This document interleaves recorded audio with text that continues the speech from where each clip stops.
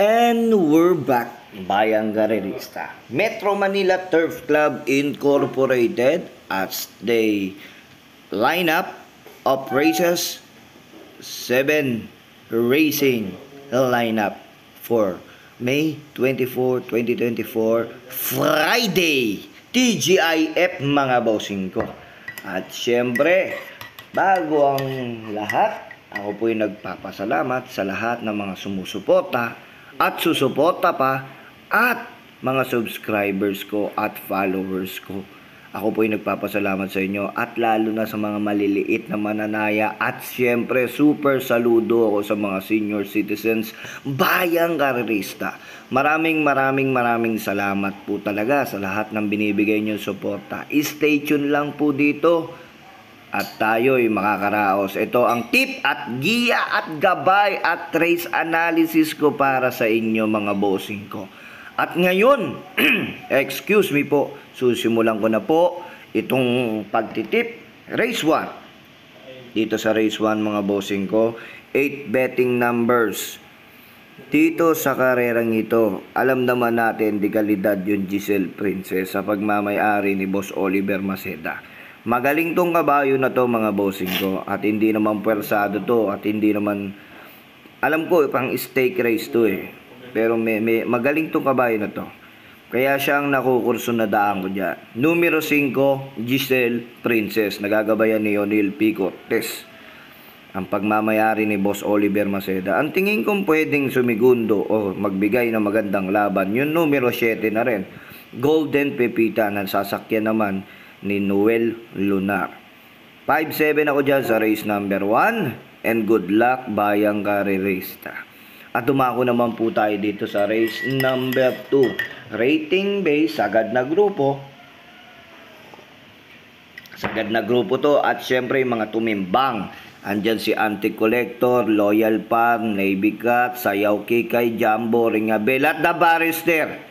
At dito sa nakikita ko mga boss, pamprimera ko, although dalawang kabayo na pupusuan ko.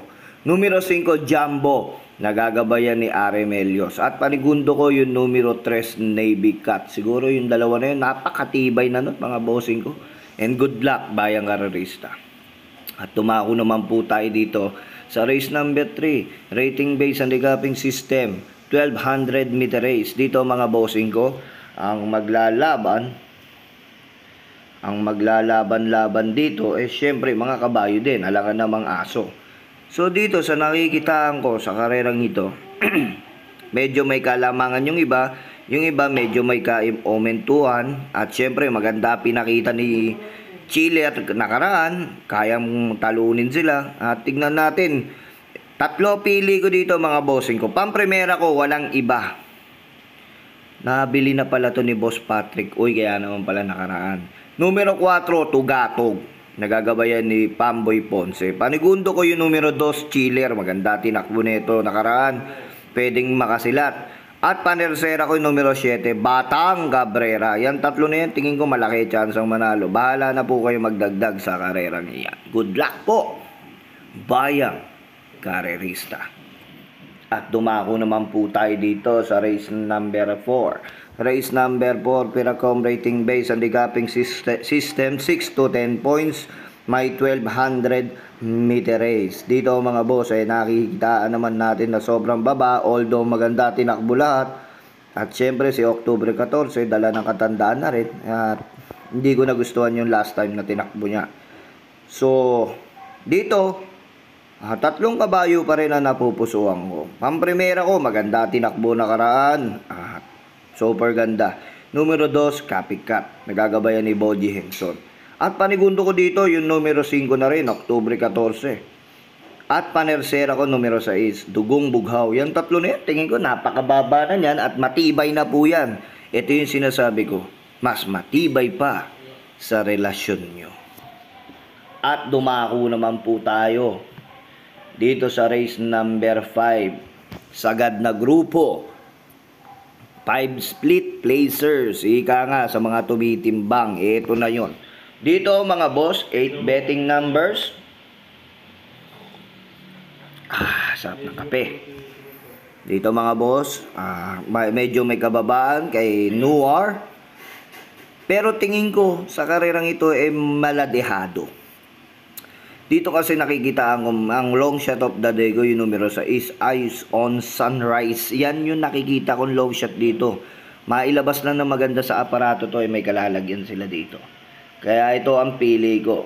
Long shot of the day, Eyes on Sunrise, numero 6. Pero dito ako, numero 2, Tokyo Rumba. Pampremera ko, panigundo ko, yung numero 8, Nuwar.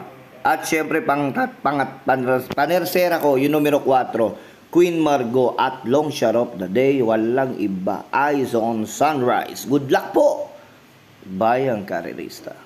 At dumako naman po tayo dito sa race number 6, rating based on the capping system, 16 to 21 points. Dito mga boss, 8 betting numbers, okay? Otong shower, pag kinalabit to, malaki chance manalo. Ang problema, malapit na po ang Manila Horsepower, ang araw ng Maynila. Kaya yung iba, pag sa kakalkula ko, pinaghahandaan ng Manila Horsepower. Kaya tingin ko, pass muna ako dyan kay Autumn Shower. Dito ako kakampi sa beripikadong laging labas. Numero 4, Ginggini. At panigundo ko dito, yung numero 1 na rin, Hinebra. At panersera ko yung numero 5 na rin, Arrogante. Yan tatlo na yan, tingin ko malaki chance manalo. Bahala na po kayo magdagdag. At dumako naman po tayo sa last and final race, mga bossing ko. 11 to 15, 1200 meter race. Dito mga boss, may 8 betting numbers. Medyo may kaguluhan sa karerang ito. At may mga pababain na. Katulad niyan, isang takbo na lang to, si 7 of Diamonds, si Megan Maxine, bababa na to ng G's, at Black Diamond, no? Yan, tingin ko dito, yung karera dito, pampremera ko at solo, 1 for the day ko na lang din. Yung numero 5, Oradas Gray, tingin ko mga kalaban, pababain na So yun, numero 5, solo, Oradas Gray, 1 for the day. Maraming salamat po and good luck sa pangangarera. Gamble responsibly, mga boss. Gamble responsibly. Inuulit ko, bawal to sa mga minor de edad, 21 plus up and above ang pwedeng magsugal dito sa karerang ito. Tandaan nyo, ang karera ay gawing libangan, huwag gawing hanap buhay. Maraming salamat po. Once again, Dakilang Pantot at your service. Salamat po, bayang karerista.